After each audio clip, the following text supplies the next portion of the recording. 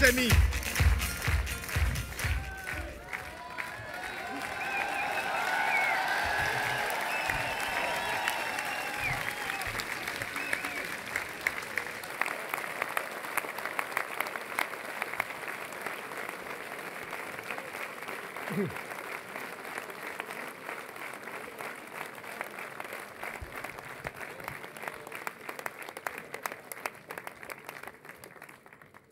Mes chers amis, je suis extrêmement ému par votre présence si nombreuse, extrêmement ému par la volonté de ceux qui nous ont rejoints parfois de loin, dont, je le rappelle, plusieurs centaines n'ont pas pu entrer dans ces salles, parce qu'il y a plusieurs salles, et je répète que je vais aller les voir à la fin de cette rencontre. Je suis très ému par ce qui se passe en France, par l'engagement, la volonté, le dévouement de tant et tant de Français, centaines de milliers, millions de Français, qui ont décidé que les choses allaient, en France, changer au moment de cette élection présidentielle. Alors je veux saluer d'abord les amis qui nous ont accueillis. Je remercie Philippe Augier, mon ami et mon complice de si longtemps, de sa présence et de son accueil. Et je vous demande d'applaudir tous ceux qui ont organisé cette rencontre.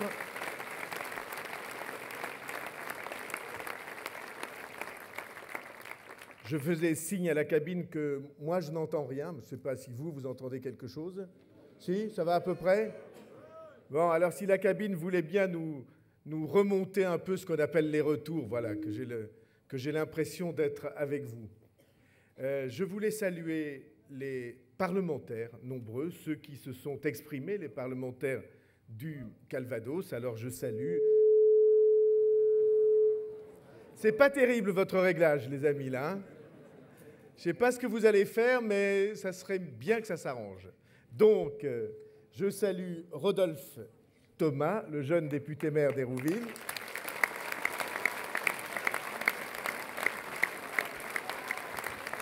Je salue Claude Le Tertre, député de Falaise.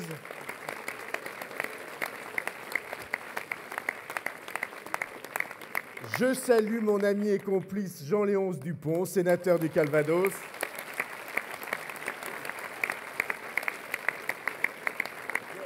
Attends. Ça, c'était pour les parlementaires du Calvados. Je salue Pierre Albertini, député maire de Rouen.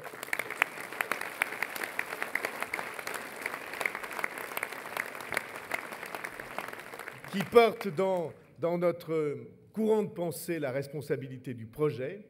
Je salue Catherine Morin-Desailly, sénateur. Elle est là. Sénateur et premier adjoint au maire de Rouen.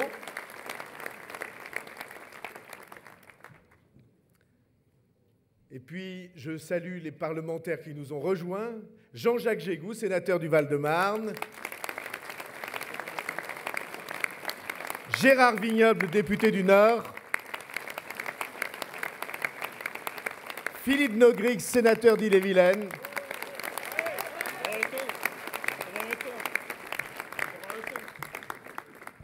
Et donc, je suis très heureux de cette rencontre et de cette amitié que vous me manifestez en étant là. Je voudrais avoir un mot particulier pour les plus jeunes qui sont si nombreux ce soir, les centaines et milliers de très jeunes qui nous ont rejoints, qu'ils soient apprentis qu'on vient de visiter ou étudiants, parce que cette réunion est leur réunion. Et je voulais un mot particulier pour les sourds et malentendants qui sont présents au premier rang et pour qui on traduit cette rencontre.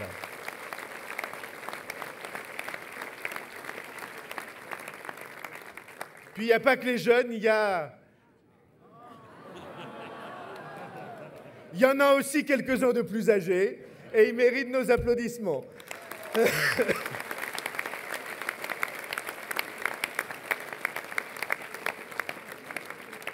Parce que ce sont toutes les générations, en effet, qui vont ensemble décider du destin du pays.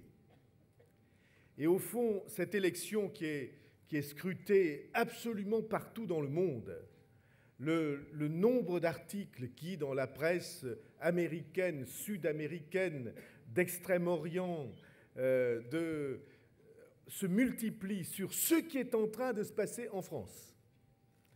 Le candidat inattendu qui est en train de bouleverser cette élection. Et ils ne savent pas encore à quel point on va bouleverser cette élection.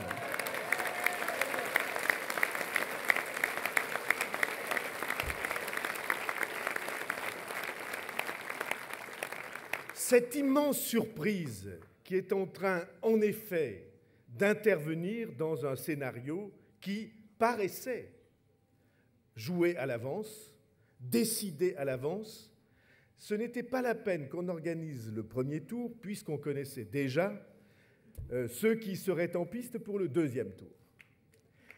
Chaque fois, si vous y réfléchissez bien, depuis que l'élection présidentielle existe, chaque fois, les Français, le peuple des citoyens français, bouleversent ainsi la donne de ce qu'on annonçait comme un scénario écrit à l'avance.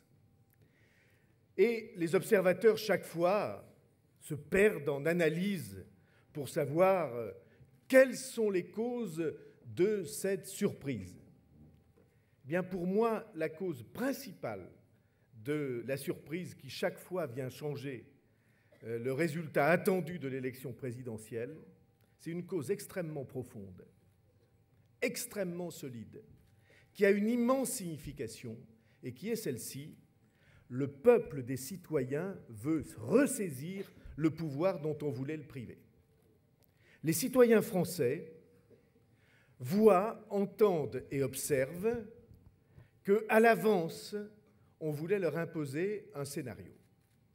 Et chacun d'entre eux, dans un mouvement qui a une immense signification, chacun d'entre eux, avec ceux qui l'entourent, avec sa famille, avec ses collègues de travail, avec ses voisins, à chaque élection, décide que le scénario qu'on avait écrit à l'avance, ce ne serait pas celui qui serait suivi. Et ceci, si vous y réfléchissez bien, ça veut dire quelque chose à quoi, d'habitude, on n'accorde pas une grande signification. Il est inscrit dans la Constitution que c'est le peuple qui est souverain. Et on a inventé l'élection présidentielle pour que puisse s'exercer la souveraineté du peuple français.